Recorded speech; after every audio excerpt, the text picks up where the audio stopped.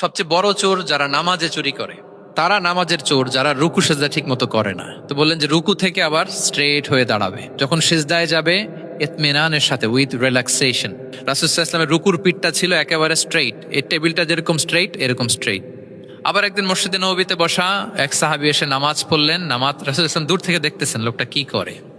নামাজ পড়লো 2 রাকাত, পরে এসে নবীকে সালাম দিল। রাসূল সাল্লাল্লাহু আলাইহি ওয়াসাল্লাম সালামের উত্তর দিয়ে বললেন, ইরজি' ফাসাল্লি ফাইন্নাকা লাম তুসাল্লি, যাও আবার পড়ো, কারণ তুমি নামাজ পড়ো নাই, মানে নামাজটা ঠিক মতো হয় নাই। ইউ ডিডন্ট অফার ইউর সালাহ in a correct way, proper manner.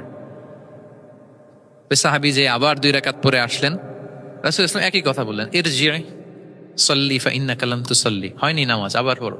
আবার করে আসলেন, আবারও একই কথা। এখন 3 বার পড়ার পরও যখন হয় না, বেচারা ভাবলেন আবার যে বললে তো একই হবে, আমি তো এটাই জানি। তিনি বললেন, মা উহসিনু গায়রাহ, ইয়া রাসূল এর চেয়ে ভালো আমি আর পারি না, ফাআল্লিমনি ইয়া রাসূলুল্লাহ, হে নবী আমাকে একটু শিখিয়ে দেন কিভাবে পড়বো। রাসূল সাল্লাল্লাহু আলাইহি ওয়াসাল্লাম বললেন, যখন নামাজে দাঁড়াবে আল্লাহু আকবার বলে দাঁড়াবে, এরপর কোরআন থেকে যা সহজ লাগে পড়বে, তাড়াহুড়ো করবে না। কি করবে না? সবাই বলেন, কি করবে না? নামাজে কোনো তাড়াহুড়ো নাই, no rushing in salah, no hastiness in সালাহ।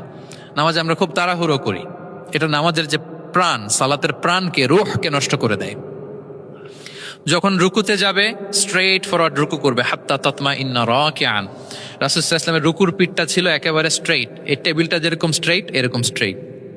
লাউ সাব্বা আলাইহিল মা লাস্তাকার, পানি ভর্তি একটা বোতল যদি রাসূল সাল্লাল্লাহু আলাইহি ওয়াসাল্লামের রুকু দেয়া পিঠের উপর রাখতো, পানিটাও পড়তো না, বোতলটাও পড়তো না, স্ট্রেইট।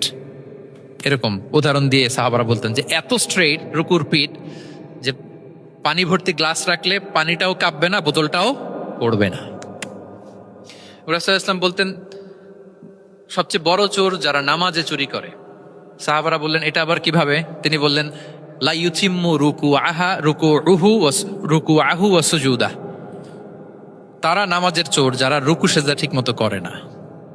তো বললেন যে রুকু থেকে আবার স্ট্রেট হয়ে দাঁড়াবে, যখন সিজদায় যাবে ইতমিনানের সাথে, উইথ রিল্যাক্সেশন।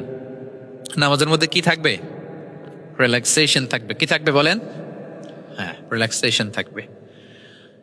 যখন বললেন যে এই 1 রাকাত যেমনি তোমাকে শিখালাম, সব নামাজ তুমি এইভাবে পড়বা, উইথ রিল্যাক্সেশন, নো রাশিং, তখন সাহাবী শিখে গেলেন। তাহলে এই যে অবজারভেশন এন্ড কারেকশন, দেখতেন হোয়াটস গোয়িং অন অ্যারাউন্ড, কি হচ্ছে, ভুল হলেই শুধরে দিতেন।